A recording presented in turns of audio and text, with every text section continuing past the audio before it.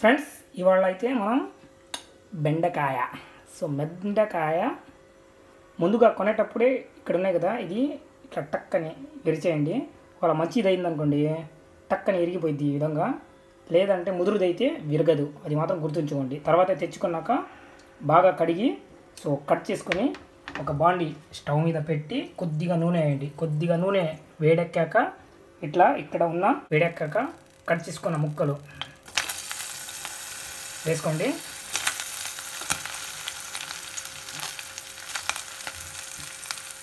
Friends ఒకే ఒక రెండు నిమిషాల తర్వాత ఒక్కసారి మీరు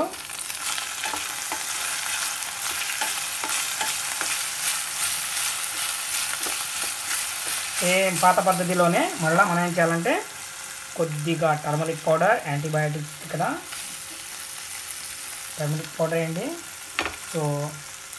టేబుల్ స్పూన్ తర్వాత మనం చూసుకొని వేసుకోవచ్చు. టేబుల్ స్పూన్ వచ్చి ఉప్పు వేసి ఒకే చోట కాకుండా కొద్దిగా వేగాలంటే మనం కొద్దిగా చూసి కదిలిస్తూ ఉండాలి. కరెక్ట్గా 10 నిమిషాల నుంచి 15 నిమిషాల దాకా. తర్వాత ఎట్లా వచ్చింది అనేది నేను చూపిస్తాను. ఫ్రెండ్స్ చూస్తున్నారా 5 నిమిషాల తర్వాత ఒకసారి మూత తీసి చూడండి.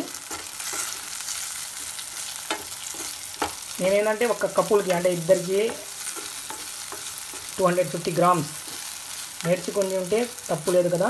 పెద్దోళ్ళు అంటారు చూడండి, నేర్చుకొని మర్చిపోండి అని, అదే కాన్సెప్ట్. ఎక్స్పెరిమెంట్ చేస్తేనే నేర్చుకుంటాం, కానీ నేర్చుకొని మర్చిపోండి. ఏదన్నా సమయంలో మీకు ఉపయోగపడుద్ది, హ్యాపీగా మీరు తినొచ్చు.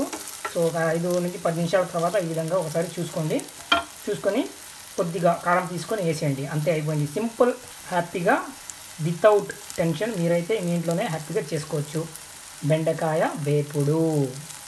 ఫైనల్గా కారం వేసాక ఎట్లా ఉంటుంది అనేది చూద్దాం. ఫ్రెండ్స్ ఇప్పుడు ఫైనల్గా చూశారు కదా, 10 నిమిషాల తర్వాత కొద్దిమంది ఎక్కువ తింటారు కాబట్టి కొద్దిమంది తక్కువ.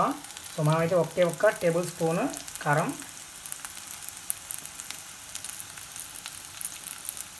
వేసి ఒక టేబుల్ స్పూన్ ఎక్కువ వేస్తే మళ్ళీ కారం అయిపోయింది. ఒక్కసారి కదిలించండి.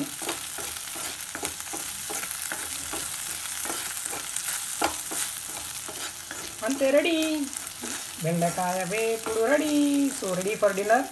డిన్నర్లోకి అయితే వాళ్ళ let's have a nice and good dinner.